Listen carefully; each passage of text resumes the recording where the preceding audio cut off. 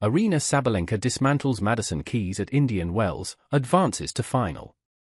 Indian Wells, California, revenge can be a pretty strong motivator, and it was on full display Friday night at Indian Wells as Aryna Sabalenka got more than a measure of it against Madison Keys. 7 weeks after losing to Keys in a 3-set heartbreaker of an Australian Open final, Sabalenka took advantage of a far different version of the American, dismantling her 6-0, 6-1 in 51 minutes.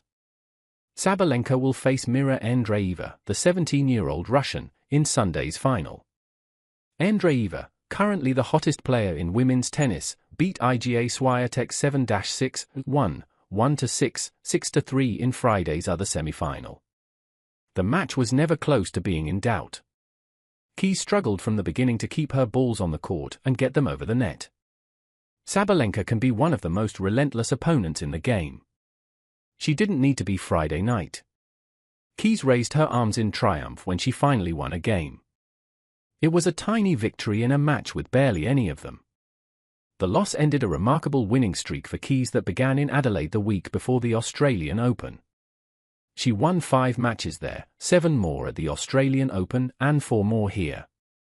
After beating Belinda Bencic in the quarterfinals, Keys said she had never felt more confident. "I think the reality of winning as many matches as I have this early in a season hasn't ever really happened for me, so I think there is definitely a lot of just kind of confidence from all those wins under your belt," she said. "I think it kind of gives me the confidence to, in really tight situations, just continue to go for kind of whatever I want to." She did Friday night, but the ball just never came off the strings. And all Sabalenka had to do was keep putting it back on the court until Keys missed. Ahead of the match, Sabalenka said the loss in Australia was still fresh and raw in her mind. It was a tough match, Sabalenka said in a news conference Thursday. "She played great there. I didn't play my best, and I'm really happy that tomorrow I will have the opportunity to get this revenge back." And she was plenty thankful she had a chance to get it back so quickly. "That's why I love this sport," she said. "Because if you're not giving up, if you're working hard, life will bring you an opportunity to improve your mistake you did in the last match. Did it ever, and she jumped on it. I needed this revenge badly, so I was really focused," Sabalenka said. Keys kind of lost her rhythm, and she couldn't play her best tennis. "I think that's why the match went so fast." Sabalenka has been painfully honest about how hard it was to get over the Australian Open loss. She was going for a rare 3rd title in a row.